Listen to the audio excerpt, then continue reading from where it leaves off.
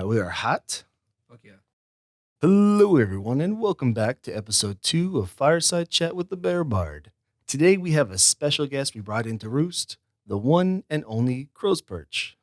My name is Jacob Crowe, and welcome to Bear Bard's Fireside Chat. Hey. If you're unfamiliar with this podcast, we bring in the best and brightest of the TTRPG space. Oh, and brightest, thank you. Exactly. You know, we have a high bar here to say. Yeah, we stay humble. We devour. Exactly. Humble? Which one?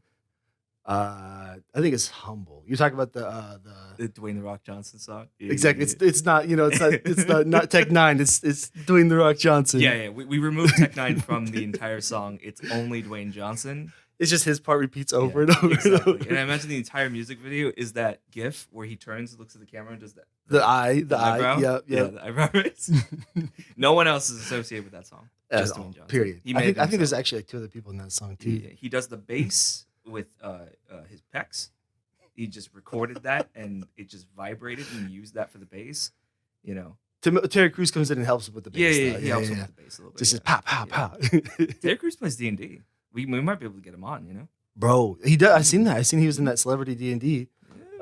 If Matt Mercer can talk to Terry Crews, we can talk to Terry Crews, right? Bro, right? Because like we're basically Matt Mercer. We're basically the same.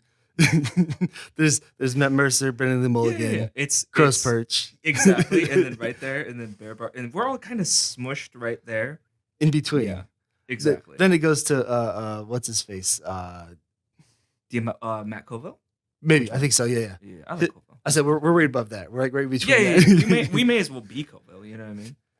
Bro, like maybe we are. Maybe we're like Zodiac. We all just make up different pieces. He needs to watch out with Social Blade. You know, he needs to check. We're gonna pass him. I say last night. I just checked Social Blade last night. It's like I make between 30 cents and $200 billion. Yeah. What was the thing Artificial DM was saying on the Discord? He was like, you either get a mansion today or you can afford groceries. Sort of. Yeah. You can afford 2 apples. Yeah, you can get 2 apples for groceries. We clearly bring in the best and brightest, and we get to know them both around the table and everywhere else. So, Crow, why don't you introduce yourself and tell us a bit about your channel? Once again, my name is Jacob Crowe, and in case you didn't know. And I cover RPG horror stories. I give some DMing advice in between some of the stories. I give some player advice. I make game recommendations and also host my own Blades in the Dark games on my for my patrons on my Discord channel. Yeah. I've actually sat in. I haven't played, unfortunately, because my times don't work out. But I've sat in, and if you can get to that, if you have the funds that. Like the games definitely seem worth it. It seems like they're really well run. So thank you. I appreciate that. Make sure to get onto his Patreon and get in those games. It's where all the cool kids are at now. It's where all the cool kids hang. I even got Den of the Drake on there. So if you wanna support the Patreon, maybe you get in. I don't know. I only take up to like 6 people though because you heard here guaranteed you get to meet Den of the Drake in person. He gives you a signed pair of his boxers. Yeah. He will literally show up at your house and you get to take his boxers. From him, yeah. He will sign them, hand them to you. He'll walk out into the street outside your house naked and just walk home. Just shirts and socks on. Just shirts. Full just display, before he flies away, of course. I said guarantee. I'll have a little disclaimer, like may not actually be guaranteed. Work in progress reward tier. Yeah, that's when I make the OnlyFans. I would say it'll be the $11 tier. $11. What's it? Yeah, my highest is. I actually got a suggestion from one of my other Discord people that I should make a higher tier, but I was just like, I don't know, like who would sign up? Who wants to give me money? Evidently, about 30 people, but still, like I still can't believe that. Every time I look at my subscribers, I'm like, who wants to listen to me? Yeah, like, my wife tells me to stop talking, bro. You know what I'm saying? My girlfriend tells me I need to shut the fuck up sometimes. And meanwhile, I got 7,000 people on the internet telling me, no, keep talking. Keep talking. We love hearing this. You're like, so I'm just looking at my girlfriend like, so maybe we got just a bunch of masochists. Yeah, exactly. Now I'm looking at my girlfriend now, like, they like me more. So I have options. I don't need I got this. options, babe. I got fucking options. That's what I used to tell my. I used to be a barista. Yeah. And it doesn't matter if you're a barista. It doesn't matter who you are, what you look like. You will be hit on, like guaranteed. Oh yeah. And like I remember one time, the first time it happened to me, I was sitting there like I was just, talking to this guy between my orders. I didn't think anything of it because I'm just like, and then all of a sudden, like he gets his coffee and hands me his number. I'm just like, what? And so I went home, told my Smooth. wife, I'm just like, I got options now. I don't need this. He's willing to pay me for my time, babe. How about you? That's what I'm saying. Yeah. See, I'm like, I said, I need some benefit to being here. I don't need to be here anymore. But yeah, let's go ahead and get into it. Why don't you tell us what like got you into TTRPGs in the first place? Because obviously, something brought you to this. Yeah. So what got me into TTRPGs to begin with is my uncle used to run D&D 3.5 Pathfinder kind of stuff for me back in the day. It's also the reason why I hate those games because it wasn't fun. But you know what I did like? I did like making my little pretend character. I did like doing that kind of shit. I had always had an inclination to do things like theater and whatnot, and I ended up doing that stuff in high school. I played these games back when I was in like middle school, pretty much, right?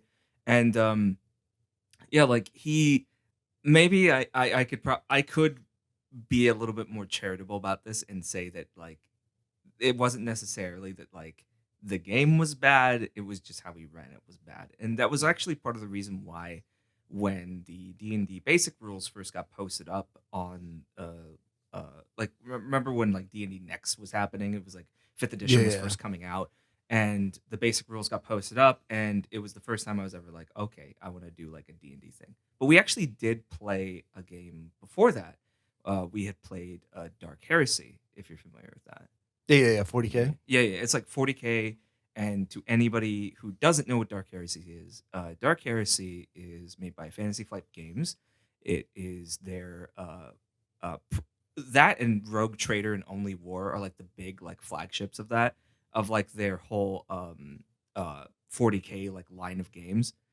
And those respectively are like Dark Heresy is about being acolytes of the Inquisition, and Only War is about playing as Imperial Guardsmen, which is hella fun. And you die a lot. But what, Imperial Guardsmen dying? Like that seems crazy to me. Know, right? It's wild. Like they're basically Space Marines already, right? The Space Marines are little bitches, Guardsmen awards that. That's what's up. Yeah. Yeah, and then the other one, Rogue Trader, is basically like, what if I'm Han Solo, but in 40K? And it's basically just an excuse so your friends could play orcs without them having to get shot at. That's fair. Yeah. I would say orcs are the best race in that entire game, period. So yeah, you get to be a belligerent British boy. Like you just put on your voice and you sound like a bruv, in it. And you get to say a bunch of made up words and I love saying fantasy made up words like Zog and exactly. Like I don't know. There's just something really appealing about saying fantasy made up words that sound dumb. Like it. Yeah. The mall over here, where I was in middle school, I played not 40K, but I played the Lord of the Rings tabletop they did. Ooh. I was a huge Lord of the Rings nerd, and really? So I played that, and in that, so it's in the mall, where but all the cool kids are. And obviously. to see who went first, you had to wog. So you just had to wog louder than the other people. So every so often, you go to the mall, you just hear wog. A bunch of fucking teenagers and kids and adults and stuff, just like. Rawr. I know a lot of people think that's cringe. I'm gonna actually spin that around and say it is so cringe, it's wholesome. Actually, you know what I mean? Like it's fucking. I feel like people need to, like, when we talk about and make fun of like cringy things like that, I think at the end of the day, like, as long as you're being you, like, that's adorable as fuck. Like, that's cute as fuck. A bunch of teenagers love that game so much that they're like, they're like all screaming "wah" and then everybody's rolling their eyes, but you're just like, oh my god, this is great. Like, well, because it's them actually being them. It's not, because like we'll talk about cringe, and it'd be like some edgelord, like I am darkness, I am night, and they need a glass of milk to go to bed at night because that's just Mom, you gotta tuck me in. I am night. Yeah, and so Exactly. And so like if it's just people like being who they are, it's like Yeah. Comic-Con, Yeah, you see these definitely. people just like being who they are, dressing as they want to dress. Like that's awesome. You're right. Yeah, Yeah. that's absolutely like, they get to just be them. And that's honestly more fucking like that says a lot more about that kind of person that's willing to just be out there and do something fucking cringy as opposed to somebody who's just gonna talk shit about it on the internet, like myself. You know? Exactly. Yeah, like I'm a little bitch in comparison to somebody who's willing to wear fucking spandex knowing that their body, their They body look fat like to me. muscle ratio isn't that great, and dressing up as Superman, it's like fuck, dude, like good on you, Yeah. It says a lot about like your character. It says a lot about you're willing to do something like that. Yeah. That's No, I powerful, absolutely agree. Yeah, because Yeah. that was always my problem. It's like I was the only Mm. one that liked the stuff I liked. And so like Oh, I feel I always had yeah. to like, there was, I wanted to talk about. I remember I literally had a friend in school. Mm. I hated the kid. I did not like this kid, but he was the only one. Hate's a strong word. I didn't like this kid, but I only talked to him because he talked about the nerdy stuff I did. Like we were both That playing. is every friend I had in middle school. Oh my fucking god. We were both in high school. We were both going through Yeah. KOTOR 2 at the same time, and that's what we said. Oh, And like such a good nobody else fucking played KOTOR. Everyone's just like, Mm. "Oh, you're a Star Wars nerd. What a nerd. What a loser." And so like Meanwhile, they're all doing Call of Duty 420 well, head yeah, scope. Call of Duty was. I think Quickscope. Call of Duty 1 may have been out. This is Yeah. pre 360. This is original Xbox. Damn. This is is like Blood Gulch. Yeah, because like This is- KOTOR yeah. KOTOR 2 was still Yeah, new. yeah. Like I was still playing. This is like 2004 or something like that. Halo 2 came out Yeah. around. Yeah, Okay. yeah. So that was some of the cool kids played played Halo 2 and stuff like that. But again, you start talking like RPGs and stuff like that. Oh yeah. You're no- immediately a nerd yeah. if you like. But yeah, so I RPGs, had this one kid. I genuinely, you asked me, I could never remember his name now, but we talked like every day at lunch for a while because we were both like, oh, we could talk about this nerdy shit, but like he was so annoying as a human being, He's the worst, man. Like, shut the fuck up. Basically, But then it's like, but whenever it was about KOTOR, it's like, oh my god, and then this, and yeah, then yeah, this, or yeah, and then what did you Fable see? and Jade Empire, and yeah, What kind of decisions did you make, bro? Did you do the evil ending? Exactly, Like- exactly. That's what it was, and then just talking about talking about it and stuff like that. So like I totally get that. If someone can be like who they are, like what, not to borrow a corny expression, but out loud, Yeah. who they want to be and stuff like that. That's dope. And that's that's the kind of cool thing about like now it's cool to be a nerd. I was about to say when you're mentioning this, something that I fucking envy. I envy where kids are right now when it comes to like TTRPG content, because my baby sisters, they knew about things like a bunch of these D&D live plays and shit like that. They knew about some of that shit before I did. Yeah, Because their friends watch some of that shit. And like they're not like the super like my baby sister is obviously. Yeah. But one of them's gotta be, right? yeah, But like both of them knowing, even the one that's like more outgoing and like does sports and shit knows about that. And then her friends do too. It's like, what the fuck? What happened? Like what happened Yeah. in the past like 10 years to where suddenly like every single kid loves all this shit? It's like I honestly like genuinely envy that. It's so like annoying seeing like other kids be like, I hate that. I hate that everybody's into that. I want my closeted fucking Yeah. bullshit gatekeepy fucking no one enjoys anything that I don't if I don't like them kind of bullshit, Yeah, it's like no, I think it's really cool that we're at a place where you can be 13, you can like, Star Wars, and you won't get bullied. yeah. I mean, you'll get bullied for other reasons, Yeah. Because you're a fucking loser. Because you're fucking yeah, exactly. It has nothing to do with Star Wars. It has to do with you Yeah. being an asshole and people not liking you. Yeah. That's better. Yeah, That's exactly. an improvement. Exactly. I mean, it's obviously some people have taken it too far with stuff like, like especially like unfortunately as much as I love Star Wars, the Star Wars community has gotten a lot of really bad rap because they've gone the other way, like you said, where they start getting They gatekeeping. hate But everybody who likes it, including themselves. It's the most self-hating group of nerds ever, I swear to fucking God. Yeah. They wish it was like this magical imaginary time period that never happened where like only like 20 people liked Star Wars. Never Yeah. happened. That never existed. bro, People loved it. after the People opening always loved weekend, it. people Yeah, were like, exactly. the first, because it's like the first one was like this little movie in the 70s before half these people were freaking born. Basically, You know? Yeah, I mean, I think the problem too is like everyone's just like this was, especially like honestly like people my age and older, where like we were still bullied, for Yeah. liking this cool Even stuff. though it was big, right? Yeah, I mean, Star Wars was Yeah. bigger, but like all this other more, you start talking about more niche stuff, and then because like Yeah. Star Wars was Dune, cool, Michael but like a Star Moorcock, shit Wars like that. RPG Mm. wasn't cool, Yeah. and so and There's so like like 5 people that knew about that exactly. existing. Well, and so we got bullied, and Yeah. so like I think the problem is like a lot of these guys are so bitter, like Yeah. oh they have it so easy, and it's so so they want to get mad, but like I feel like they Mhm. don't realize the benefits. Like okay, so like whether you like or Right? hate Critical Role, it doesn't matter. Like I'm not talking about whether you like or hate it. Mhm. I think and yes, there's like the Matt Mercer effect and some down Mhm. effects, but look how much money has been put into TTRPGs. Right? Avatar 10 years ago never would have had a TTRPG because Mhm. TTRPGs weren't viable then.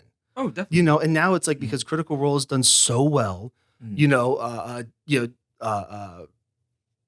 Wizards has gotten enough money to put more money into Dungeons and Dragons, and then other people have done Mhm. more in the TTRPG space Mhm. because of these so-called fucking casuals. Yeah, But exactly. Cat like normies fuel the markets. yeah, and If you want your thing to ever pop up as a movie, if you want your thing to ever like really like have the amount of attention you want it to, get normies. yeah, and yeah, I mean like obviously again people can argue the downside, but like how much good how much more Yeah, stuff do you get out exactly. of it? Because half of these motherfuckers, and I'll be completely honest, and this even goes to people in the indie scene, like half of these motherfuckers wouldn't even have 10 people liking their goddamn posts.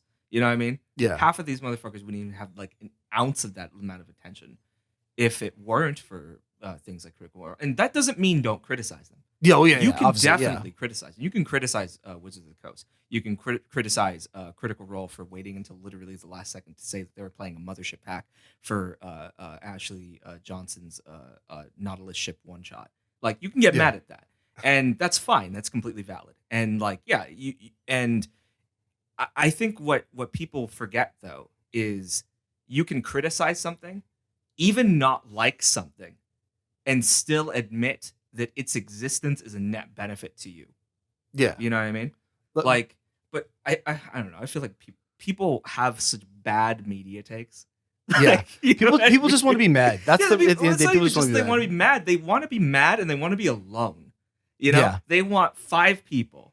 That's it, and that's everybody who knows about this thing, and anybody else can go fuck themselves. You yeah, know? exactly, Like, exactly. yeah, and it's like no, like you're never gonna get your ideas challenged in that way. You're never gonna get your ideas to expand in that way. You're never gonna get your ideas to be able to blossom Yeah, unless you get more voices in, unless you get more people in, unless you get the normies that you hate yeah, so fucking much, yeah, to join in and start talking about it. And it's also okay to make fun of them too. You yeah, know what I exactly. mean? Yeah, yeah, If they have bad takes, it's definitely good to make yeah. fun of them. But like, you do need them. Yeah. Yeah. Well, and just, and then just from the base, like you get more people looking at it, more people Yeah, trying it, and that's just going to bring more ideas to it. definitely. Because the thing is like with only like this small group of people doing something, Mhm. it stagnates. It gets stale. It gets, Yeah. you just have this couple of guys creating things and a couple of people telling them they're doing great. Yeah. They don't have like you said, the criticism is huge. Like that's Mhm. my channel has only grown. Your channel's only grown because we take criticism on Yeah, and we definitely. improve it. And that's just on a small scale. Like Mhm. so if, the space that we have, we just Mhm. kept, the people that have always been there, Mhm. nothing would have changed. We wouldn't have new things because we just have the same opinions Yeah, exactly. saying the same things. And like, Mhm. there's just there's no growth. And like, Yeah. whether you like every like new thing that comes out, it doesn't matter because it's trying new things and you can Yeah. adapt new things to And it. even and there's even room for hating too. There's even room for spite in this regard. Yeah. Yeah. Like you could look at the thing, see what they were doing was, I don't know, if you define it as like bad, and then be like, but I did like something in there. And I Yeah. actually want to take that and fix that or change that in a way to actually make it good. Yeah. Because not every attempt is going to be good, when it comes to design in anything really, or Yeah. any creation of media. It's not always going to be good. Sometimes things are just so experimental that like 5 people are going to get it. And yeah, Yeah. Yeah. like, it's just what's going to happen. It's a shame, but sometimes it happens. I like a lot of niche movies, and I wish some of my niche movies got picked up by people who would want to broadcast it to the normies. I like A24 films. I like fucking my brother was talking about like Edgar Wright and like Last Night in Soho he showed me recently, which was like it was like this weird, you know, like, uh, if I remember correctly, Anya Taylor Joy, I believe that's her name, the actress. Do you know her? She's Uh, like a Queen's Gambit main character, I think I've seen her. really hot, I'm big I'm really eyes. bad with Yeah, names of actors yeah. and stuff like that. But she was like the title character of that. Well, the lead actress of that film, if I remember correctly, and it was really interesting when he showed me that film because I didn't know at first it was like a supernatural. I didn't Yeah, know that there was like a ghost story being told in here, and it's like, what the fuck? This is actually really cool. It's like, but it's really like it was really like experimental and did some interesting things. It sucks seeing something like that get like a 76 or whatever on Rotten Tomatoes. You know what I yeah. mean? But if I want to see more of these like interesting things pop up in there, even if they don't necessarily do good. And I want to see more really cool ideas. You Yeah, well, know? look at Yeah. that Strixhaven. You Mm, know, a lot of I haven't just to be clear, I personally have not got into the book and mm, stuff like that. But everything I've heard, people are like, it's love it or hate it. mm. But it sounds like it's got some really cool ideas. And what I think is going to happen, what I think is going to happen, That's the school one, right? yeah, it's a school. It's Mm. basically Harry Potter, is what it is. It's Harry Right, Potter right, right, right. using Mm, Magic the Gathering setting. mm, And what I think is going to happen genuinely is that people are going to take pieces of this and mm, make some really cool content out of mm, it, and they're going to expand some of the stuff, mm. and they're going to use, like I said, the bones of this between the relationship system, the game. There's basically Quidditch in there. I saw Um, that, and I actually did not like the Quidditch game. Did you see how it's played? I've heard that it's like basically just skill checks, It's like, yeah, I hate that so much. but It's like, bro, you know what? You know, I really, it's good that you point that out because there's another aspect of that, right? That sometimes you'll look at that thing. I think I may have mentioned this before, actually, and then it might push you to somebody who actually did this and made it its yeah, own game. Like yeah. there's something I even saw. Like you don't even have to go to like another game. Like even in fifth edition, Middle Finger Vecna made a football style D&D mini game Or called like Siege Bud Ball. Bowl. Yeah, it's like Yeah, Blood Bowl. Yeah, it was called Siege Ball, and it had its own mechanics. It had its own like system for how combat and stuff worked. yeah. And you're smacking each other with bats trying to hit a ball. And there's even like a momentum system with a ball to where damage increases the speed it goes. And That's then cool. yeah, right. And you could change direction by like moving around it and hitting the ball, Yeah. and to make scores and shit like that. Well, it's funny that you mentioned that too, because where I was going with that, Oh yeah. where I was going with that was that on Reddit, I was Oh. reading this one guy took that game and made it like 1,000 times better. And so Oh. I'll try to find the link. Mm, If I find the link, I'll post it in here. I I can't guarantee I'm going to find it, but yeah, he posted his own take on it. It was really cool. It mm. was like it used a bit of like role play Uh-huh. along with some skill checks, but some role play, some skill checks, and then It had like different actions and different stuff. actions and Yeah, stuff like yeah. that. Yeah, and it was a lot more creative. Mm, And you got to use other skills. So like, yeah. if you're like a bard and you don't have a lot of strength, well, you could use your charisma and some of these other, Mm. dexterity and stuff like that, as opposed to just strength Yeah. check. And it was like a lot more creative. And so that's what I was Isn't it saying, funny how it focused a lot on strength checks considering you were all wizards?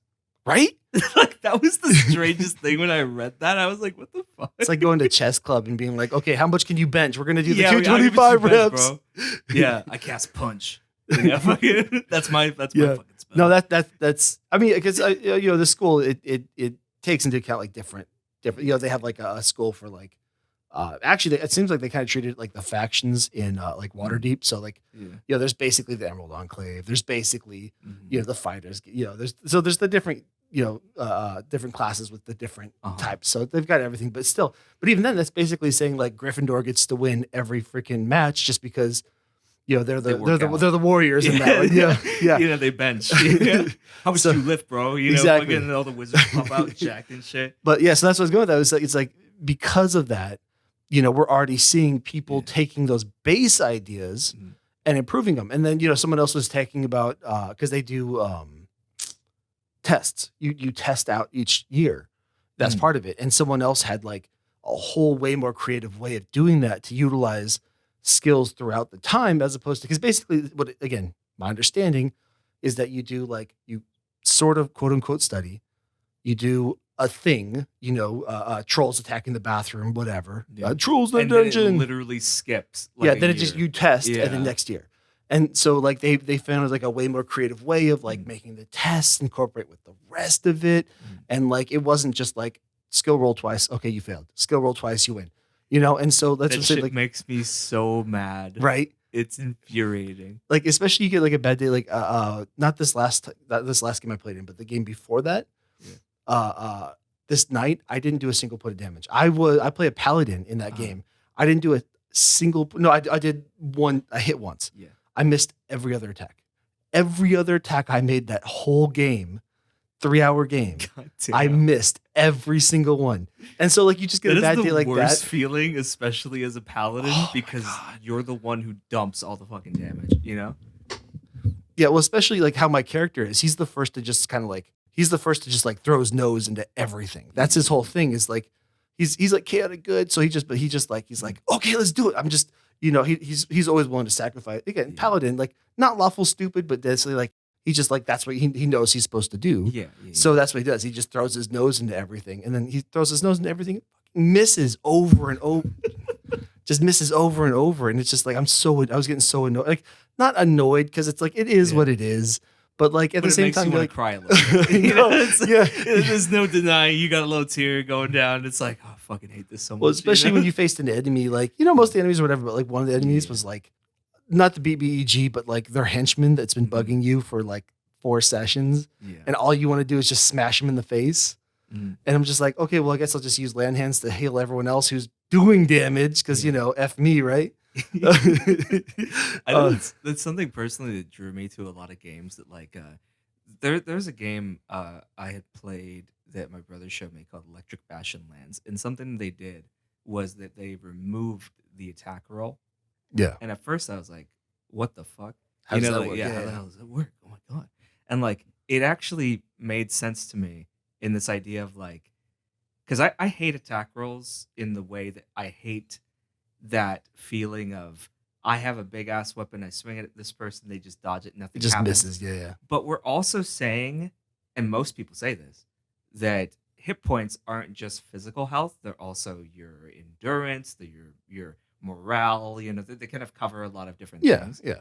And so, like, it's like if that's true, shouldn't every attack take hit points?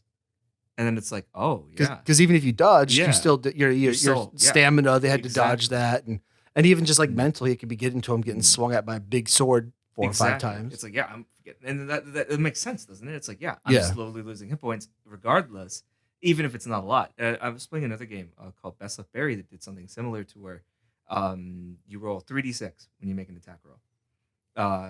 You have to pick 2 die, and those are your attack roll die, and you have to pick a third one, which is the damage die. So then what ends up happening is if you get 4, 6, and 1, it's like, oh, I hit him, but then I glance him. You know what I mean? Yeah. It's like, I picked I forward 6, it's 10, and then it's like, oh, I hit him for 1. But it also makes it so you more consistently hit because of that. But you're also getting a lot more glancing blows like that, to where it's like, even though you didn't technically hit, it's like you're still wearing them down. You're always getting whittled down. I always love that feeling. Yeah. Well, yeah, and I've always thought that, and this is actually a question I had, someone earlier, but we can. But I've always thought that D&D would benefit from some sort of, and it'd be tough because it'd be a whole new system to add in, but a stamina system. Because you think about it, like you get a turtle in there at early levels, or some sort of tank in there, and like with a high AC. And then he gets swung at by like 4 different guys for, for like 5-6 rounds, like, and he has no damage to him. Something, I mean, like he's gonna be getting tired, like exactly. his arm's gonna start breaking down. Yeah, exactly. It's not like he just stood there and then attacks were flying by him. I'm just imagining this super oblivious turtle that doesn't even know he's being attacked. He's just like, oh, what's going on back there? Yeah, slow and steady wins the race. He's like slowly walking his way. I'm gonna roll for initiative. I'm gonna get there eventually. Yeah, Arrows swinging by him. Big minotaur just swinging an axe. Everyone's just missing around him. Yeah, because they think he's gonna like they think he's gonna like just suddenly go into like a sprint or something to dodge out of the way. Yeah. But he's just walking so slowly, everyone's like Bing, predictably bing, attacking bing. in But front yeah. of him. Yeah, especially you had level 1, that 17 AC is just bonkers. You know? Definitely. Or What are the chances again for that? It's like most things have like a +4 to hit, so you got to roll what, like 13 or higher, basically. Yeah, well, and even then, you're talking usually like some things have a +4, but Mhm. I usually just say like 14 or higher. Yeah. 14 or higher because a lot of things have 3 or That's something. true. That's true Yeah. for like early game enemies. Yeah. So yeah, 14 or higher. So what is that? 14, 70% to miss. So you have a 30% chance to hit. Mm. And that's that's an early level 1 stuff like that. So just and that's just for existing. That's not Yeah, exactly. That's not even you actively doing anything. Yeah. That's not even if you took the whole what's that one? Well, I guess turtles don't get this because it doesn't count as armor. Isn't there like a fighter feat armored or something like that? The one that gives you the +1 AC. Yeah, I think so. There's a couple Yeah. different plus ACs, I'm pretty sure it or doesn't he gets a count for that, magic though. ring of Yeah. guarding or whatever. He Oh, gets a yeah, +1 to AC, and that's Mm. another one. Yeah, Shield I of mean, Faith. well, and then here's the thing Yeah. too. So he gets swung at by like 4 goblins with axes, gets Mm. nothing. Bard comes up and says, "You suck." That's automatic damage right there. Yeah. At least 1 damage, right? Like Yeah. like you suck. Ow. Pride damage. But yeah, so that's why I think Yeah. like some sort of stamina system, and I'm not pretending to be a game designer and know exactly how it would work, but I think some sort of stamina system where like it could wear down. And I know that we have exhaustion, and Yeah. maybe we It's should. not the same though. Exhaustion does a lot, and it's really powerful for what it does. And it's so powerful, in fact, that there's like nothing in the game that really causes it, aside from what's in the DMG. Yeah, I mean, yeah, because like except for the Berserker feat, and that's Yeah. why it's bad. yeah, you exactly. know? And I did Water Deep. There's one Yeah. mission where you have to climb a mountain, Mm. and like depending on what you roll, you get certain levels of exhaustion. Mm.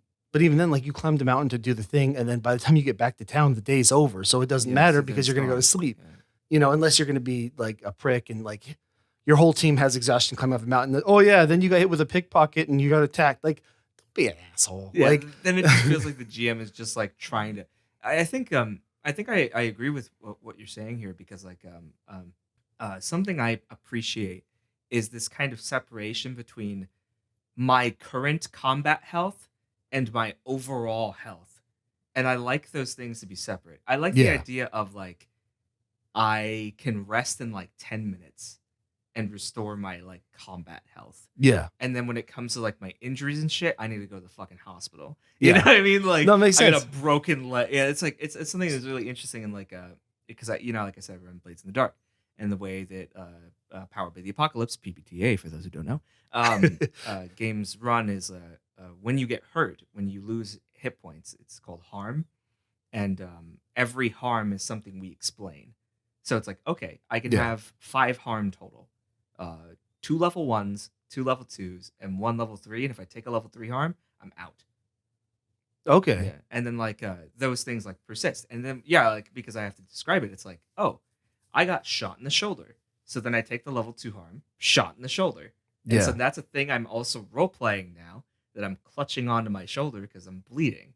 Yeah. And then when I took him to like a physiker, which is like a healer, like doctor, pretty much. Yeah. It's like, oh, they reduced the harm from 2 to 1. So now it's like bandaged shoulder. And so then they, I even have my players like role playing that out too, where it's like one of them was leaking all over the place. He beat the shit out of him. Mexican, if you're listening, you're great and I love you. Yeah. But you suck. But he got his ass beat a couple times. Yeah. Poor guy. I feel so sorry for him. He did so great in this most recent, like they started like a fight to capture this guy. He was like a big you ever play Resident Evil 2 remake or Resident Evil 2? I a little bit at a friend's house when I was younger. Mr. The X? original. Yeah. Big guy with the trench coat and the little tiny Yeah. yeah. He just follows you around. Yeah, he like, just follows you around, yeah. beats the shit out of you. Yeah, we had a Mr. X kind of figure there who was pretty much hounding the party and like going after them and shit because Yeah. they'd taken like some special magical occult artifact. And so they were like, fuck this. We're gonna capture his ass. Like we're gonna take his ass. So they baited him in, they went after him. And he goes first. and the first thing he does is he like lightning bolts him like fucking Palpatine, and he crits him. And it was like, oh, shit, okay, like, yeah. he toasted his ass, and then immediately after, ass beat. Just done. It's like I got one in though. You get that dramatic music, duh, duh. Yeah, Just comes in, go, go, go, go, go, go. It's like some animation. Just Exactly. He beats the shit. Yeah, he just got completely wrecked right after. Yeah. But it was great though that like he got that one moment in, and then he's. You felt good for like 5 minutes. Yeah. It was great though. They're such good players. I love I love honestly like teaching, especially like D&D people, new games and stuff. Yeah. I'm normally not the greatest teacher, but when it comes to this kind of stuff, maybe it's just because, I like it. It's a lot of fun. And I always feel like I'm constantly learning as well when it comes to like game design and stuff because, my brother especially, he loves that shit. He loves looking at the indie scene. He loves following a lot of that stuff. And so I kind of get a lot of it secondhand. And I've recently been diving through some of the books he sent me before. I always feel like I'm like 2 years behind him. But like, I just love looking through some of that stuff. Like even recently, we're actually working on a hack for Best Left Buried. We're taking our D&D setting that we played and that we recently blew the fuck up. And we're using that as kind of like the basis for like what's going on in this campaign. In this hack that's going on in this game. And so what's happening is like you're a bunch of people who are going into think of like you ever hear of like Stalker or anything like that? Yeah. So you go into like this zone basically where you're picking apart the ruins of this once great kingdom and you're just taking shit out and you're bringing it back to sell because you're trying not to go to hell. Yeah. Because we have a thing with debt where all of you are debtors, and with the god that we have, it venerates money. And so if you're broke, you're actually damned. Oh, and shoot. You're going to go to hell. Well, there's a movie that's coming out just like that where really? everyone has time. So basically like everyone got basically frozen so they stay 30, like right around 30, 25, 30. And then what you do, your currency is life. Oh, so things cost minutes, seconds, hours, days, whatever. And so this guy spend your hours. Yeah. And so everyone, this guy is like walking around. His mom looks the same age as him, and so like the rich people live, forever. Yeah. And the poor people, maybe live years. Mm. And so, you got like 5 good years. Yeah. I think it's like you turn it, you live your childhood. And then once you hit, I said 20, 25, 30, whatever it is, you get like 5 years or something like that. And so like there's, you're going to casinos and you're trading hours and stuff like that. And so that's what it's about is like this guy trying to get out and get more time because he's got like 2 days. Oh shit. And so like he's out trying to just like scrape together, a lot of these people paycheck to paycheck literally means like, by the paycheck, which is, days to live, they get paid like a week at a time and they only have 2 days. So if they don't get paid for a week, they die next Tuesday. That's so fucked up. I love that. And so it sounds a lot like that. I just saw a commercial for it. Like, I gotta see that. Yeah, when we saw Spider-Man. We saw Spider-Man. There was a did you commercial see for Spider-Man? I did not see No Way so Home good. Yet. I heard it was amazing. It's okay. So like I love. And it's a big nostalgia trip if you saw the other original. So I've never seen the Amazing Spider-Man ones. I keep meaning to. I like those. I'll be a contrarian here. I think they were good, and if you don't, go fuck yourself. Well, the problem is you said that now, because now people are saying that now. Now everybody's saying now it's suddenly cool. Whatever. Yeah, you had to say that 5 months ago beforehand. I've been meaning to watch it, but I just don't have time to watch stuff, and so I'm like so far. I still haven't watched Venom yet. I'm so far behind on stuff. But Marvel, we keep the new Venom movie. So I didn't like the first one. I like the second. I saw the reviews. All the reviews came out bombing. Everyone's like, these movies are like the best, like good bad movies. And people love them. So like, I want to watch them because I love bad movies. Like, have you guys ever seen the Spaghetti Man? Spaghetti Man. No one. Oh my god, it's a superhero flick where this guy can throw spaghetti. What the fuck? It's as bad and amazing as it sounds. But no, the Spider-Man, so good. If you like the old Spider-Man, like it hit. I think they brought in Sam Raimi to help like. I heard he was involved with it, right? Well, because he's actually directing the new Multiverse of Madness Doctor Strange movie. Really? So he's coming. So the next movie out in the series, he did. That's so fucking cool. Yeah. So he was part of the whole thing, Yeah, they had Tobey Maguire, all of them. Like, it was it's I so heard they all good. made cameos, right? Well, it's more than cameos too. I was Really? afraid it was going to be just cameos because everyone knew beforehand there was going to be but Mm. it's good. Like it's as much as I love the original, I even liked Spider-Man 3, which is like it's not great, but I still liked it. Mm. I But feel the exact same way. It's looking back, it's kind of a bad movie, but at I the watched it time, when I was a kid. yeah, And it was exactly. amazing. But know? yeah, I as much, and it's for me, it's tied with best Spider-Man movie ever with Into the Spider-Verse. And it's like Mm. it's tough for me to decide between those two, but I heard that one was really good. Into the Yeah. Into the Spider-Verse is the animated one, Yeah. bro. I heard it was That's amazing. you haven't seen it yet, No, I haven't seen it yet. bro. I heard it has Miles Morales too. I think that was a really good choice to have him in there. I Yeah. feel like I feel like that's a character that hasn't been explored too much in like the cinematic universe Yeah. stuff. No, know? if you Yeah. have a chance, bro, like sit Mhm. down and my wife and I sat in theaters, and like literally the next day, Mhm. like I went out and bought like the poster, which I don't do anymore. Like it's Mhm. seriously like one of the best movies of all time. Period. It's as close to perfect as a movie can be. God damn, that's Like a high from praise. from the tone, from the message, from the Yeah. uh, animation, the voice, everything's perfect in it. I don't know how it could have been better. Like it's Genuinely. hard to find. Those are the best kind of movies to have. When you only can type in like 2 paragraphs worth of an explanation about how much you like it because Yeah. it's hard to find anything bad. Like Yeah. that's the ideal movie experience where you're like, yeah, it was good. And it's like that's all I can say That's- about it. yeah. All you can say is just like you have to go watch it. Yeah, Like, basically. it's so it's just it's such the Mm. perfect movie. That's awesome. I Um, gotta see it. yeah, it's you say I think you can get it. I think it's free on some I could probably service rent somewhere. it. Yeah. Yeah. Rochelle, I even let you just borrow it. I say, by the way, we are actually in person. We realized that we live like a couple hours from each other. Yes, we are both in the good old evergreen state of Washington. It's lovely up here. It's great. I said, For the most part. it has its moments. So yeah, so The snow sucked. That I wasn't said- that great. this will be one of the few podcasts I have that is actually in person. Yeah, hell yeah. So you got to be that one. We gotta get Drake to fly in here. Bro, that's what I keep Yeah. saying. Like we need to make a compound of cringe, Mm. and we'll just all buy some acreage, and we'll make like The one. compound cringe, I love it. We'll make like a old airplane hangar in the middle, and that'll be like our meetup spot. We'll have like offices What are and we, the recording studios in Avengers? there. Are we the Avengers? We're meeting up in an airfield. Exactly. You know what I'm saying? We'll get some old like beat up like Yeah. 90 like 87 Golf, and we'll write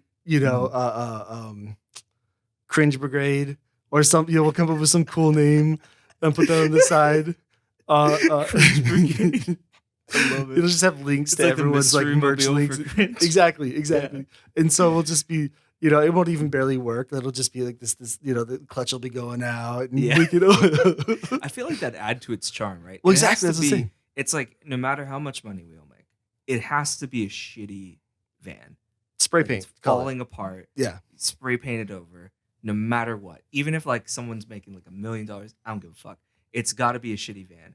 It's got to be leaking gas. It's got to be to get the full experience of what it could possibly be. Exactly. Yeah. We'll have to do this. So that's coming in the future. We'll have our, If someone repairs it, I will come back with a sledgehammer Just- to wreck it again to make sure it's damaged enough that it can drive, without Yeah. falling apart. the window will always be permanently partially open. So Yes. it can be just jacked at any time. You're maybe gonna come back, the fucking stereo's gone. I say, oh shoot, maybe instead of the Vito, we'll have to get a like an 87 Accord. yeah. So it's only got like 3 different key sets, so someone could just take their own Just fucking keys. take God damn. I think that'd be perfect. With all that side story, that's all I have to the first question. Oh my god. Uh, Did we forget? no, I think we're Oh, good. We okay. answered the question. Is what got you Okay. into TTRPGs. Gotcha. That's good. Honestly, that's kind of what I liked with this format is that we could just like get into and get into whatever. Just do whatever. Yeah. So, Mhm. the next one I have for you though is so what because I know that you're a huge fan of 5e, that it's by far your favorite system. Oh, always. Especially anything with crunch, you're really a huge I fan of. love Crunch so much. I love Crunch so much that like I just wish that 5e could be the only game, obviously. So, I wish 5e was Pathfinder so I could have more crunch, you know? so the three of you guys who don't know Crow's Perch, because obviously everyone knows Crow's Perch, Oh, obviously. uh, I mean, is if you don't, you need to subscribe to the channel right now. make sure to hit that Patreon if you want to join one of those games he was talking about. Meet Taylor Drake in person. He will sell you his underwear. They sell his underwear. Yeah. So we should actually tell Drew.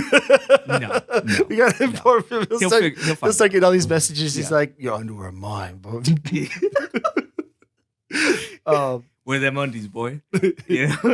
So what is your favorite system? Like, what if you have a choice? Like, what are you getting into? I'm a drifter. You know, I just coast. I go out into town. I just coast. I find my own way. No, but when it comes to the kind of games that I like, it's hard for me to pick a definitive like this is my system because I'm always at least a little disappointed. You know what I mean? It's and that's part of the experience. Part of it is really it is kind of like a journey for me, at least in my opinion, of like, you know, finding things that are cool and things that you like.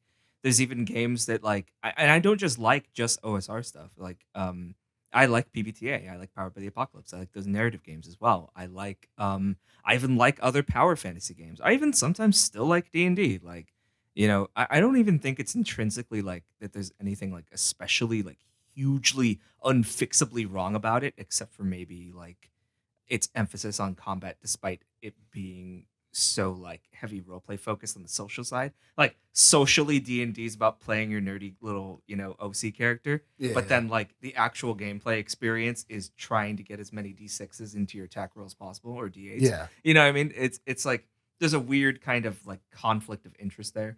I do like crunchy combat sometimes. Not even crunchy combat. I like combat where there's a lot of little moving pieces. I honestly don't think even a lot of like RPGs do this that well. I like the idea of things like cover being important. I like the idea of like, you know, melee combat being incredibly deadly and ranged combat being, you know, you can just do it at a distance that's not as deadly, you know? Like Yeah. even in our hack that we're doing, we had a thing to where the heavy weapon rules in that game like just straight up increase the damage and make it so if you roll 5 or 6 on a d6, it causes an injury on a hit. And it's like, wow, that's crazy. And it's like, that's our base melee rule. You know, like it's just so because you know, like, yeah, I just like the idea of it just hitting fucking hard, you know? Yeah. Because if in our version of this thing, like we have a lot of firearms. And so we wanted to have more variance with the firearms than we did with the melee. But to keep melee interesting, melee is incredibly deadly because it's really risky, you know? That makes sense. Yeah. Yeah. So yeah, I kind of like things like that. I feel like melee should be more deadly in a lot of these games, just because, like, I don't know, if someone's in front of you with a sword, that hurts. Yeah. You know? No, it makes sense. Yeah, I mean, It especially more hurts. games that have more range than because obviously D&D is like, you know, you have your spells not included. Just talking martial. You know, you have your bows, your crossbows. You know, sometimes guns. That's obviously more contentious. Yeah. But no, have gunslingers in all of your D&D games. I say what I like to do, honestly, how I like to solve that is if you want guns, just replace bows with guns and just use the same rules. You can do that. And it's just flavor. Valid. So that's for me. Like I like to just like change the flavor up. You know, like you want something to be different. Cool. Yeah. Change the flavor of something that's already there so that's balanced still. I like how Middle Finger Vecna did really cool firearms rules, where I really dislike the firearms rules presented in the DMG are bad. I'm just gonna say it. They're just bad. I really dislike this idea to where people want to just up the damage. It's like, I don't know. Have you ever seen images of like how a crossbow bolt works when it goes into like you ever watch Deadliest Warrior or anything? It's like, no, that fucking hurts. That hurts a lot. Yeah. You know, it probably hurts more than a bullet. Well, especially like, talking like musket type, you know. Exactly. So it's like if we're saying a crossbow bolt is a D10, shouldn't a bullet be like maybe a D10, maybe even less?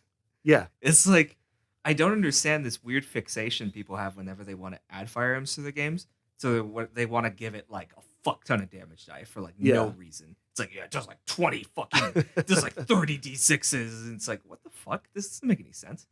It's like, I know people want that power fantasy, but it's like, the power fantasy is already there. Yeah. We already said, this is how much damage a goddamn crossbow bolt does when it goes in. Yeah. And why not? Yeah, I agree with you. Why not have it be that lower number? That makes Yeah. sense.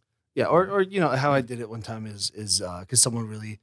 This is when I was first doing a one shot. And you can keep bows and crossbows with Yeah. that too. Yeah. Well, exactly. Yeah. And what I ended up doing, Maybe they're just more advanced. The more ones you crank them. yeah. Well, exactly. Yeah. Well, and how I just treated it is like I upped the damage, but I lowered the plus to hit. So I made it so because he wanted a musket, so I'm just like, okay, cool. Instead of a plus, what is it, plus 4 or 5 to hit, I made it a plus like 3 to hit, and then I upped the damage to like 12. And so higher risk, higher risk, high reward.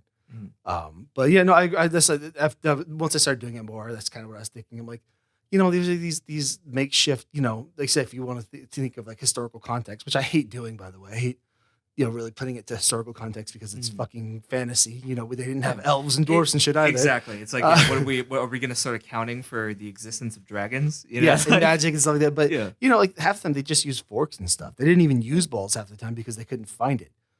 So they just used forks and knives and trap. Trap. So it's a nice good crossbow. It's gonna do at least that much damage, if not more. Yeah, definitely. And the historical context, I feel like I actually like putting some history just because. I like to have something to ground it at certain points, but because when it comes to because I think what we're talking about here is kind of like realism / believability, right? Yeah, like we're talking about like what's it called? Making it feel like this is grounded in its own universe. I think this is what most people mean when they say things like realism. And it's a shame because some people think realism is just edgy. Yeah. It's just making it everybody shit piss. Everybody hates each other. Everything's mad. It's like you've died of dysentery. You died of dysentery. And it's like that's Oregon Trail, dude. That's not realism. And it's like it's funny.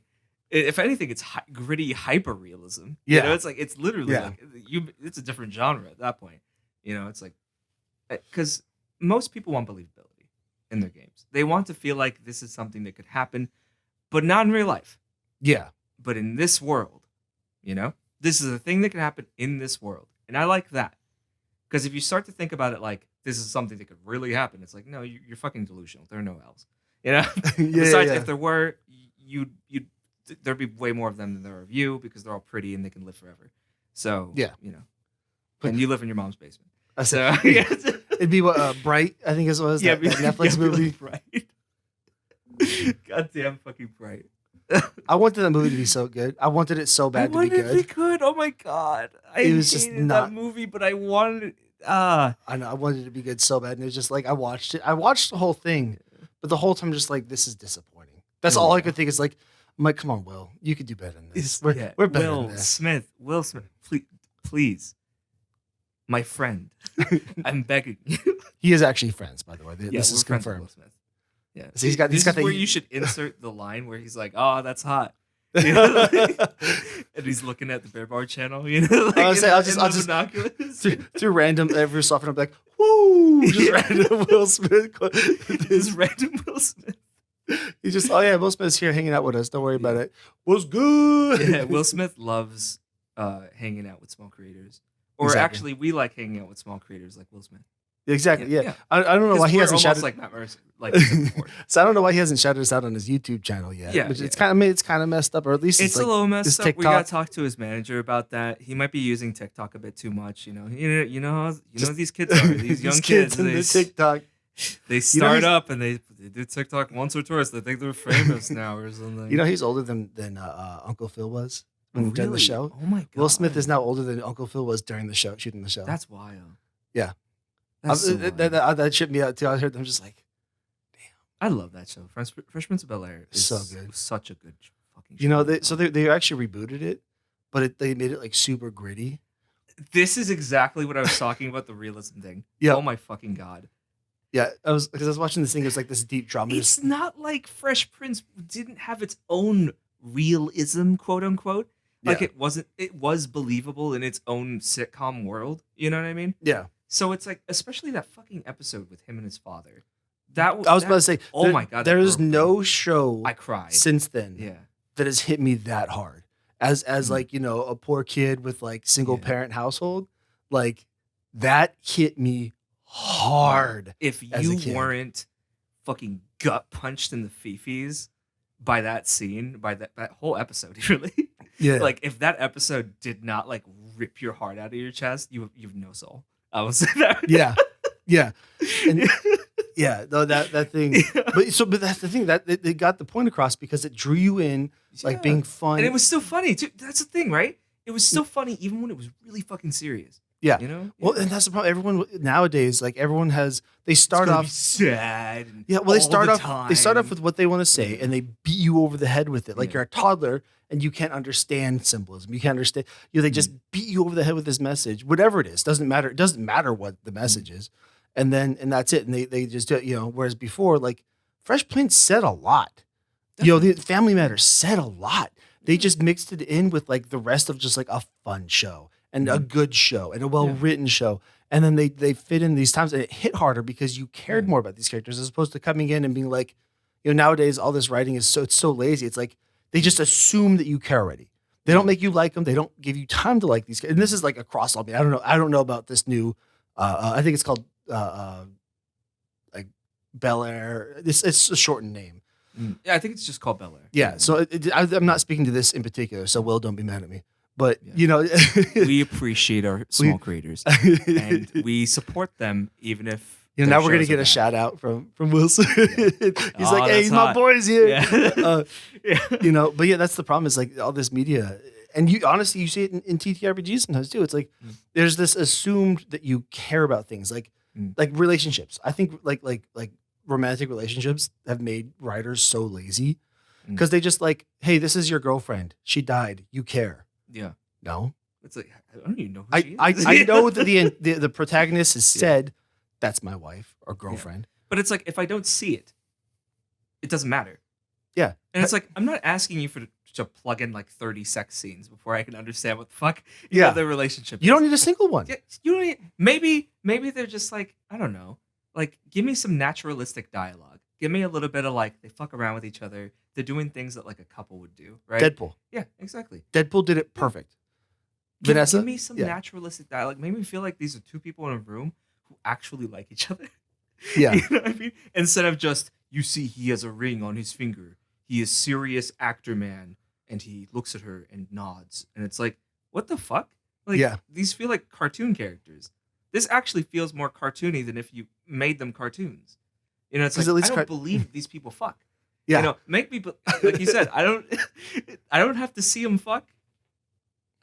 Maybe I want to, but give me the feeling that they have some kind of like romantic connection to each other. They have some emotional connection to each other. Yeah. That there's more going on, even if it's not good, Yeah. Like maybe they're standoffish with each other. Maybe there's some things they let each other in on, other things they don't. And you kind of get to see a little bit of that. Yeah. Give me some of the hit me hard, but also give me a little bit of subtext. You know what I mean? Yeah. And it doesn't even have to be romantic. That's the other thing. It's like, I get so annoyed. Like look at The Hobbit. The Hobbit added that whole romance between the dwarf. The love triangle thing. Yeah. And it's just like there was no romance in the original. So relationships don't have to be romantic. Make them between friends. Make them between brothers, sisters. And that, but even just a friend. Like people underestimate that. Like you get two friends that are basically brothers or sisters or whatever. Basically to the point of being siblings. Like make me care about it. Don't just say he was my best friend and now I'm sad. Like show me. Yeah. And that's the biggest problem with show don't tell is what that's called. Exactly. And they said like Deadpool did it perfect. Like obviously the sex scenes in that one were just for funny. Like there wasn't more funny than anything else. But again, they showed them great too though. Yeah. You know what I mean? They showed them being quirky and goofy and the whole like it didn't say like, oh, I just love you. Cool, me too. Like it showed up. He pulled a ring pop out of his ass. Yeah, it's like two kids in a middle school. I love you. Oh, I love you too, John. What? That seriously? It feels like Tumblr fan fiction half the time. Seriously, because it just like I don't know. Maybe even Tumblr fan. Maybe this is to all our Tumblr fans out there. I bet your fan fiction's great, and I bet there's a lot of romance. Good job. You did a good job. I'm proud of you. Yeah, we're proud of you. You probably write better than now. There's gonna be a Crow Bear Bard fan. God damn! Don't do that. What I just said, I take it back. Yeah, actually, you're all horrible writers. Just horrible people. Just stop. No, but that's my biggest problem. Is it's like I get so annoyed because I'm not against like relationships in movies. Like they can be great, but like I get so annoyed every time I see one now because seriously it feels like okay, well now they're gonna do things for each other. He's gonna die, she's gonna die, or they're gonna be separated. And like, oh, I have to get her back because I love her so much. This Like is I don't another know thing that. that happens with the weird ass realism thing, to where people think that realism means people have to start dying for no fucking reason. And honestly, I feel like, and this isn't just TTRPGs, but death is sometimes the least interesting consequence you can give to a character in writing as well as in a game. Yeah. Like I would prefer you break someone down to their fucking finest, smallest pieces before you kill them. You know what I mean? Yeah. Because like with that, when you have the building blocks of a person, you get to see who they really are. Yeah. And in a story that's beautiful, you get to express something that's something you don't really get to see too often, right? And with a character in a TTRPG, it's like I can finally treat this person as like a person and not just like my little voice gag that I do with my friends. It's like it's like what happens when they're sad? What happens when they're broken? What happens when they're turning against their own friends because of an ideological disagreement? You know what I mean? Like what happens to them then? What do they start doing? How do they react? Yeah. And it's like that's beyond just screenwriting. That's also like, you can do that in a lot of things. You can do that in a video game. You can do that in a fucking TTRPG. And that's just really cool. Like, I don't know, maybe I'm being fucking high art about this shit, but I think it's a really cool way to be able to express yourself, by doing shit like that. Yeah. No, absolutely. And I totally, absolutely agree. Cause that's, people use death as like a cheap trick. Like, look at, I don't know if you ever watched Supernatural, but that's Supernatural, like someone they kill characters like all the fucking time. And it's annoying. Yeah, and like, and that's that's fun show though. But. Well, and that's I'm kind of afraid Marvel's starting to kind of go in that direction too. Because people start bitching and they're like, "Oh, you don't kill anybody. It's not realistic." Yeah. Well, then they kill someone. And everyone's like, "I want that character back." Don't kill him. Don't And bring so it back. I want that guy. Give me the fucking. I need more Spider-Man dolls, please. Yeah. Don't kill him. Well, so I like that idea where you said like there's how I like to put it is there's worse things than death. Yeah. What's someone at their worst, or what's someone at their most vulnerable? What's someone at their, because like sometimes even you at your worst isn't like evil. It's like self-righteous. It's like vindicated by something like really petty. It's like, it's like sometimes your worst is your vices that you didn't even know you had. It's like the part of your personality that you buried deep, and now that this character's been broken down into their pieces, that ends up making the forefront, and they have to identify that and realize, oh my god, am I a dick? Like it's like self-reflection. Well, and not to get too dark with this, but you talk to people and everyone, what does everyone say is their darkest? They're like a lot of times their worst fear. Outside of like, oh, snakes, but like death, right? People say death. Well, especially in America, a lot of people are afraid of death because we don't talk about it. And then what you talk about is what about like Alzheimer's? Mm-hmm. What about the idea that you lose your mind, so you're still alive? But you're not there. Kind of death, right? It's almost worse than that because you're there and your family sees you. They know that the person that they grew up, loving, their husband, their dad, their father, their sister, brother, and whatever. Content warning for anybody who has any people in their lives that have Alzheimer's. Yeah, I mean, like that's like if you think like to me, that's like the scariest thing. This idea that you're alive but not, and so you remember too. You remember some of it. Yeah, you could wake up at 3 a.m. Have a quick memory of like at 3 a.m. you wake up like I'm me, and by the time you wake back up, it's gone. Yeah. So I have some people in my family actually that didn't have Alzheimer's, and it's horrible. Yeah, and so like, that's the thing. It's like there's worse things than just like watching a character die. There's watching you lose that character in another way. Yeah. There's watching that character leave you, in other ways. And I feel like that's so much worse and can hit so much harder. It doesn't have to be like Alzheimer's like that, but the point is that was an extreme example of there are far worse things that you could do and look at as opposed to just like, hey, boyfriend, girlfriend love each other, they died, done. Mm. We went a long way from Fresh Prince of Bel-Air. Well, I mean, like isn't that interesting that like Fresh Prince of Bel-Air. They want to make a dark, serious thing, right? But it's like, I guess even based in this conversation, right? Like, they already did. Yeah. It's like they already talked about these things. They already talked about family. They talked about connections. They talked about what it feels like to be alone, even. You know? Yeah. No, talked they about hit. those They said they hit hard topics. Yeah. Like They hit that really fucking hard topics, but with jokes and shit Yeah. peppered in between. Yeah, Make and- you feel and- like you weren't talking about it, but then afterwards you're like, fuck. Yeah. You know? You know, in that episode, you know, everyone looks at that one episode as like, but there's Oh, there's dozens of more, other yeah. examples over the years of them Definitely. having. Again, then you look at like Family Matters. Then you look at Mhm. like all these other shows, you know, Full House and stuff like Mhm. that, where, you know, they hit these big things, and they didn't do it by just like, oh, this is so hard and everything is so, you know, it's not like a 2000s action movie Yeah. type of overacting and That's the thing, right? It's like, I feel like when it comes to like gritty reboots, they take themselves so fucking seriously that it's hard to take seriously. And that's a weird thing to say, Yeah, right? yeah. But it's so true, isn't it? Yeah. It's like you're too serious to be taken seriously. Yeah. You know, it's like you're too you're up your own ass. You know? Yeah. And I honestly Yeah. think some of them could even work better. Like Mhm. how what I really like to look at is like the Disney reboots. Mhm. Like the Disney reboots should be good, Some of them should be, right? but they're Maybe garbage. not the Like, Lion King. well, yeah, look at the Lion King just made the Lion King, Mm. and it's not even live action because it's all CG in Yeah. a CG world. Mhm. So like not even the landscape is real. My girlfriend fucking loves the Lion King. The live She action? hated the live action. Oh yeah. Well, That it's was because the it's thing. just Lion King without the charm. Yeah, You it's know? like, where's the cuteness? Where's the fucking? Because yeah, it's like we're exploring. The father dies. Yeah, like it's not like we're talking about a light story. yeah. He gets trampled to death by a bunch of gazelles. Yeah. That's awful. And it doesn't help And that he some watches of it. doesn't help that some of the voice choices were weird too.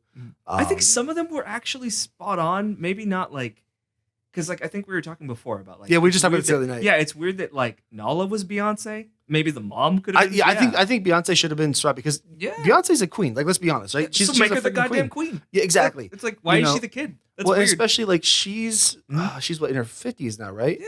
Childish Make her the Gambino. queen, make her badass. Who the Yeah, fuck yeah. cares? Like, What's his face? I keep saying Childish Gambino. I forgot his actor name. oh, just say it. Just Childish Gambino. He's like 28, maybe like in Yeah. early 30s. Like, and he sounds even younger. Yeah, You know what I'm saying? And I think he was actually a great choice for Simba. Oh, 100%. But you hit this kind of like, wow, you know, kind of voice next to, you know, the queen, Beyonce. You know, it's like it was kind of weird, you know. And it's then almost like she's a cougar. You know, like she's like hunting down Childish Gambino. Yeah. mm. well, and then you know, then you know, Seth Rogen kind of comes in as Pumbaa, which like I kind of got like when I saw the Actually, kinda like casting, that, yeah. is when I saw the casting, I didn't mind it, but like in In practice, practice, right? it didn't really work because he just kind of it's like he went back to like his Yeah. like Pineapple Express stoner days. Which would have been great if this was a goddamn cartoon. Exactly. See, that's the thing, right? Yeah. It's like the choices that were made reflected an actual reboot of like the cartoon, maybe like a redo Yeah. of how that looked and everything. Those all were solid like choices if that were the case, but then it wasn't. It was Yeah. weird, semi-realistic. Every animal has like fucking stilted, just the same murder yeah. face on, like everything, all that. That's another thing. Even with the songs and everything, I couldn't even get into the cuteness of it because there were so many moments where there's just lion death murder face just looking back Yeah, at yeah, you, yeah. and it's like, what the fuck? I feel like scared. Like, should I be? I don't think I like this. Yeah, What's I'm up with like, this? fucking lion's gonna kill. He's gonna kill that little bird. You know, like, He gonna fucking he's die. gonna kill that bird. Yeah, well, yeah, and then you look at some of the other ones like we're gonna watch like Nat Geo shit happening Yeah. right now. You know, it's like I know. we'll watch something get clawed to death and fucking ripped into pieces. It's like, what the fuck is happening? I was saying, yeah. Well, then like again, I think we actually did. We were talking about this the other night because then you get like Aladdin that like was almost good. Like it had a good inspiration, but the guy couldn't pull it off. Yeah. You know, then you get Beauty and the Beast that was like Well, 'cause basically for some reason, I think Lindsay Ellis said this best. Was all of Bollywood busy? That they Yeah. just didn't hire anybody or Yeah. what? like come okay, on. well I've seen some Bollywood on YouTube. I think Yeah, that should it's be like, good. It's literally like someone watched a couple Bollywood films on YouTube. They're like, I think I I pretty got much this. understand. I get it. See another Will You know? Smith. He keeps popping in here. Yeah. We swear it's not an actual thing. This wasn't planned to bring Will Smith through this Yeah. level. I should just put him on the I'm thumbnail. so sorry, Will Smith. Once again, we're not trying to talk down to smaller creators, and we really appreciate your hard work. And we love you. And you were great in Fresh Prince of Bel-Air. Oh man, honestly, even that movie, like the problem is again, like Robin Williams is such a hard person to replace. Oh yeah, but there like, was no way you're gonna replace Robin. But Williams. I think as far as performances that you could have done, I think he did pretty good. I wish they had just let him completely be him as opposed to him, because they let him half be him but still try to be Robin Williams. And I think they should have just been like, no, you start from the beginning what you would have done in this situation. Exactly. It's like, this is your character now. Yeah, and I think it would have been even better because he plays it. That's what he does. Is he plays it up. Well, Will Smith, he's a fucking really good actor. You know? Yeah, I know that like it's kind of forgotten, but he is like he's genuinely a solid actor. Stuck in a bunch of shitty movies. You know? Like that's his eternal curse. And you see, so here's my theory, because you know a lot of these actors, they grew up rich, right? They grew up rich, going to like art schools and stuff like that. You can tell actors that grew up rich and actors that grew up poor. Actors that grew up poor are like Samuel Jackson, where they take everything. It could be good movie, bad movie, doesn't matter. They'll take it because they're making that money. You get these rich actors that grew up. They're the ones that, I don't take this because of my artistic this, that, or the other. But because they've never had to struggle for money. You know what I'm saying? And that's the difference, is like Will Smith. You know, Will Smith. Maybe Will Smith should actually upload this. Maybe he could take a lesson from that. but that's the difference. You know, again, like Samuel Jackson, he'll show you know, he didn't start acting until he was like 60 or like in his 50s. And he has so many. I think he was like 40, wasn't he? He was older than most people, and he has like. Did you watch some of his older films? Like there was this one movie. I'm only remembering it right Snakes now. on a Plane. Not Snakes on a Plane. Across 110th Street. You remember that fucking what was that? Was the theme song? I have no idea what you're talking about. Oh my god. I don't even have half. It was really good, but I'm forgetting the name right now. But good movie. But yeah, like he did kind of start later, and you can tell like that's another man who's got like a lot of fucking passion when it comes to what he does. You know, he's better than people give him credit. Like he's one of those actors, because there's two different. There's actors that like Johnny Depp, who get like lost in the part and become that. Yeah. Or Gary Oldman, and there's actors that like Gary Oldman's like a chameleon. He's an actual shifter. Yeah, like he's a shifter. Yeah, and there's seriously there's parts that I watched that I didn't realize it was him. It's like, what the that's Gary Oldman. Yeah. Yeah, I mean, he lost 30 pounds, he gained 20 here. His facial structure changed here. Yeah, he's like an actual fucking doppelganger. You know? Yeah, and then there's actors like Samuel Jackson and and some of those guys that like they turn the part into their own. Yeah, and they're both just as good. They're both just as valid. It's just different types of parts. So different types of. I mean, Nick Nick Cage does that too, but in his own special way. What's his face? Denzel Washington is one of my favorite actors of all time, and he's like that. Every position is Denzel, but he also that part doesn't feel like Denzel Washington. You know what I'm saying? Like he makes every position his, but he still gets into those each one of those characters, and so but he turns that part into a Denzel part, whereas like Gary Oldman fits whatever that part is. Yeah, that's why Gary Oldman's more like a chameleon, right? Yeah, exactly. Yeah, and so. But where I was going with that again, though, it's like that's that. But you can see, the guys who grew up without the money, they're taking every role, no matter how good, bad, whatever, because they're they knew what it was like without money. Yeah. I think also there's something to it. Like I used to do a little bit of acting, in my day as well, and sometimes back in the old country, and unfortunately it was up here in Seattle, so there wasn't that much work. There's not. Yeah, I tried to do the same thing. I feel we get it's mostly like commercial gigs and stuff like that. But there's something about like I don't know. Some of these motherfuckers can really sell what they're doing, and sometimes you get a better idea of what it is, and not better idea. You get an idea of what it is being told from you by like a director or something, and then you do it and you realize it's not that great. You know what I mean? So there's also that. Sometimes in your head it sounds way better. Yeah. No, I feel that. I feel that. So actually, we're running out of time. I'm gonna ask you a couple more questions. I love these. I love I said that's why I love this though, because this is kind of what I wanted. Like obviously we started with TTRPGs, but I think this other stuff's important too. Because like that last what we were talking about media, right? It all ties back into the kind of media you consume, the things that you enjoy. It's not just a bunch of numbers on a. That's the thing. This game isn't just a bunch of numbers and math rocks. Those things are a part of it, yes, but that's not the game. At the end of the day, the game it's about storytelling. It's really about storytelling. Yeah. It's really about the fucking primal, being in the fucking, being in the cave with the fire and everybody going around and talking about like shit that they made up, Yeah. And that's at the heart of what it is. And the numbers and the math rocks help, but they're only there for as long as they help.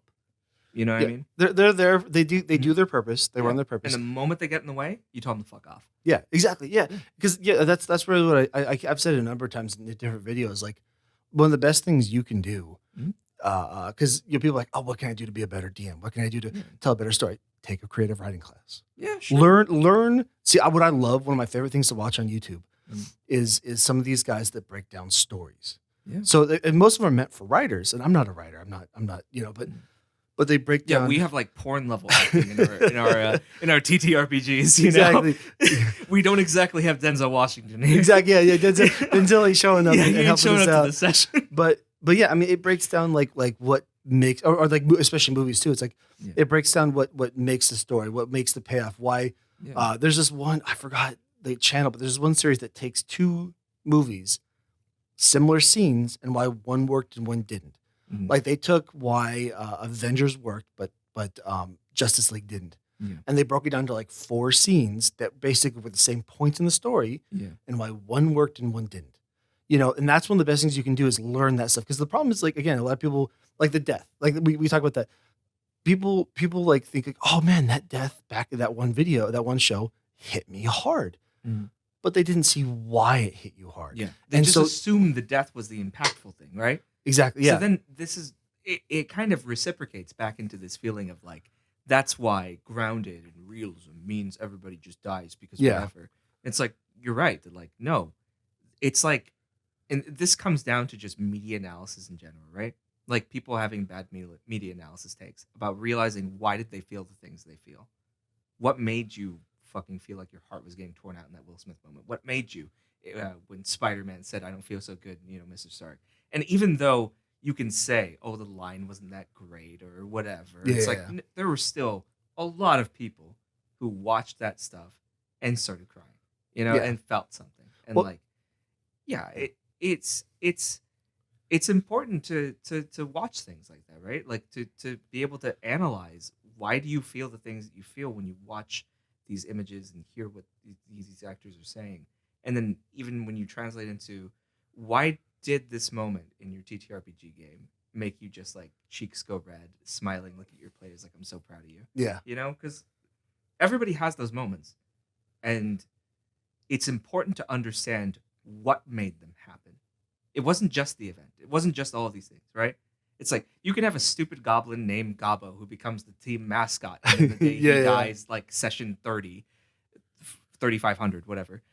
Like 10 years into your campaign and he passes away and then everybody starts crying. It's like there was more to it than like just him dying, There was more to it than just the horrible thing that happened to the character. There was more to it than just his girlfriend left him or whatever the fuck, It's like it's the things preceding it, it's the themes that were being presented, it's all of that stuff combined that led to this is why I felt. Yeah, what I like to say is it's not the death, it's the loss. Yeah, and because in something like that in particular, right? Yeah, because it's not that they died, it's that they lost them as a companion, as a again a husband, a father, almost like a sister themselves, right? Yeah, and so it's because and that loss is the emotion. Loss is what you feel. And if you don't care, then you don't feel that loss. It's just a death, and that people don't care. Nobody cares about the death. In real life or in media, you don't care about the death, you care about the loss. Because that's an emotion, that's a feeling, that's something that connects you.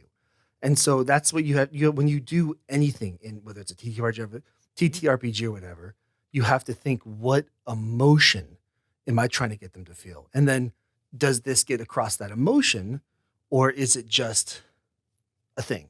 Did did an action happen or did a feeling happen? And that's what you're trying to It get wasn't a across. dice roll. It Yeah. was a feeling. Yeah. It's not, you didn't beat the boss.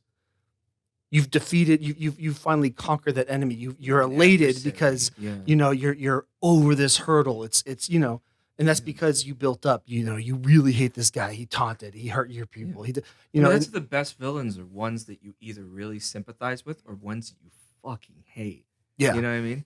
Like I had a villain in one of my campaigns who, one of the things that he did is he took a lot of players' lives, and he had this thing with his special gun that when he dropped someone, they couldn't be revived, and he trapped them in this little pistol. And every time they killed him, he kept coming back. And so they were just fucking pissed. They're like, "We're done." One of the players got his character and hunted after him instead, and which was funny. Looking back at the Blades game, that happened too with this other character that was hunting them. It's like I like that kind of like villain to where you feel like your characters will reach a breaking point where they're just tired of being chased. They're tired of being hounded, and it's like they're gonna do something proactive about it. They're like, I'm done. It's like I'm mad. Like I'm almost actually mad. Like in real life. Yeah. Like it's like, and then you feel that, and then when you get them, it's like, yes, fuck you. Like I got you, bitch. Well, yeah, exactly. It's Because like, it connected with you, and it was, their actions weren't just actions; Yeah. they were actions that led to feelings over time, and then it made you. And what you said there, you said something really important that you just kind of skipped over. That I think is more important than because you said either people that you hated like that or that you liked and cared for. Yeah. And again, that's one of those things. It's like the villain that, and now it's overdone. It really is overdone. This sympathetic villain.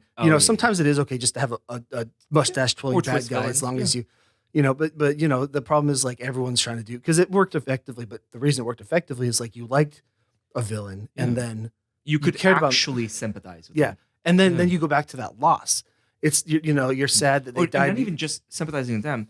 I think sometimes people will make the villain sympathetic and they'll make the hero unsympathetic. Yeah, well that's a big annoying because then it's like, well, who the fuck am I supposed to like? Because now you killed the guy I like, and now I hate this movie. Yeah, well, one death that happened that I like to point to for maybe not a pure antagonist, but that got antagonistic is Boromir. Because look at because Boromir, it's one of those things you got into it and you sort of liked him, but he was more like. He's kind of a dick, right? But then you kind of realize that they gave him just enough personality, just enough life that you realize like, oh, he's doing this for a reason. Yeah. And then he kind of redeemed himself, but he died. Yeah. And it hurt not because of like, not because like, oh, it's your friend that died, but because you lost the potential for this future hero. You lost this potential of this great character. There was something in him. And you got to see it in that moment when he did something heroic, when he drew all the orcs away. Yeah, you saw his heart. You saw what he could have been. Yeah. And so we lament the loss of what could have been. Yeah. And so that's where it's beautiful. Yeah, and that goes to like, a bad, like I think that's what they originally tried with Loki. It didn't work so well when Loki first quote unquote died. But it did later on, because then it's just like, oh, I like this guy, Yeah. And you regret the loss of what could have been with him, over like just like him just dying. Yeah, exactly. And so I think that was like a really a good point that you made, and why we went off on that tangent, because it's TTRPGs are great because you can bring in influences from everywhere beyond just like here's a character called Smack Smain, not Pat X Payne, stuff like that. But here's my blatant ripoff of a popular video game I like to play. Exactly. I mean, that's not even a bad place to start too. I mean, one of my characters in the upcoming Dice Goblins game is started actually from a blatant ripoff of Caustic from League of Legends. What the fuck am I saying? Apex. Caustic from Apex Legends. Yeah. Both Legends. Yeah. That's like confusing. But yeah, from Apex Legends, and I just liked the voice actor's performance in that. And I thought the idea of like cool toxic trapper scientist. I also thought it's really cool whenever games do this, but he also had like a really interesting body type. He was like really burly. He was really like barrel chested. Yeah. And he was like, oh. So I was like, I played this guy originally in a Descent into Avernus campaign. I rolled like pretty high strength and constitution, but I was an artificer. So then it's like, oh, he Yeah. would look kind of like him. He's like a scientist, but he's jacked. ferocious. He's kind of Yeah. jacked. It's like, yeah, it's like that's It's The Rock playing a scientist. not like quite not like quite the Rock, but like he's got like that Russian like a Dad wrestler bod kind of almost. dad bod. Yeah, You have Putin. Yeah. You have Vladimir yeah, Putin. get the Putin going on. Fucking hell. Yeah, he's got the Putin going on, little barrel chested. He's got Little the belt, arms. yeah. Yeah, you can see the little veins going out. Yeah, like he'll beat ass, but he's also like Yeah. the scientist guy. Yeah. And then I love the personality of like he's so like he elucidates and he uses really big words just because he knows you don't understand them. He's not even using them correctly. It's just a big word. Yeah, he's just using a big word and he says it really confidently. And so it's just like, yeah. Yeah. So I he's feel like, that. He sounds like he's really smart. And he is smart, but he's too smart for his own good. You know, it's like that's kind of what I was going for originally.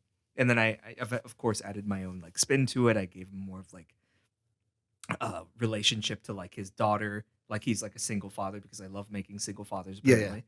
You know, Allegedly, apparently, it's a thing. every fucking character I make is Geralt of Rivia / the Mandalorian / whatever Joel from The Last of Us. You know. Yeah. Well, and even then, like when I was saying like a blatant, bringing in, that wasn't even like a bad thing. I was just saying like there's more aspects of it than just doing that. But definitely. But even then, like I think that's a great place, especially for people like you've been doing this for a long time, so it's a bit different. But some people like when they're first starting, like where do I start? Well, anime isekais. That's where they usually start. I'm just like what's a character you like? Cool. What do you like about them? Yeah. That's the main thing, right? Now make them you. Make them yours. I think that's something people forget. What do you like about them? I ask this question to every single person who wants to start making a D&D character. When you want to rip a character off, why do you like them? Ask yourself that question, and you'll come up with a more interesting character. What makes them unique? What makes them interesting? Yeah. What makes you care about them? Yeah. Why do you give a fuck? Because if you don't give a fuck, no one else can give a fuck at the table. Believe me.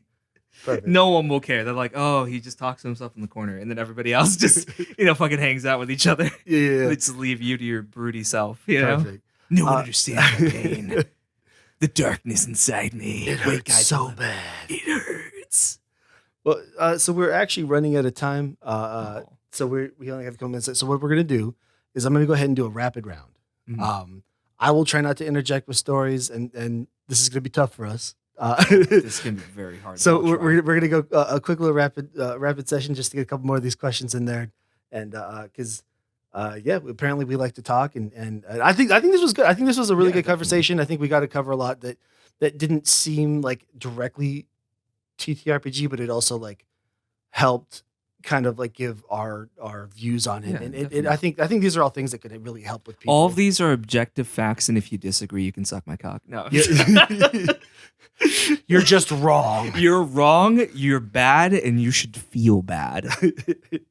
Okay, so real quick, this is going to feel totally off track based off what we were talking about. What made you make a D&D channel? What made you make your channel in general? Like, why did you choose to make horror story channel on D&D? Originally what made me want to make a horror story channel was I used to listen to I still listen to him, but I used to listen to a lot of Crit Crab when he was first starting out, when he was back like 10K, 20K like size channel. Yeah, so I listened to that, the whole airship story, all the classics basically.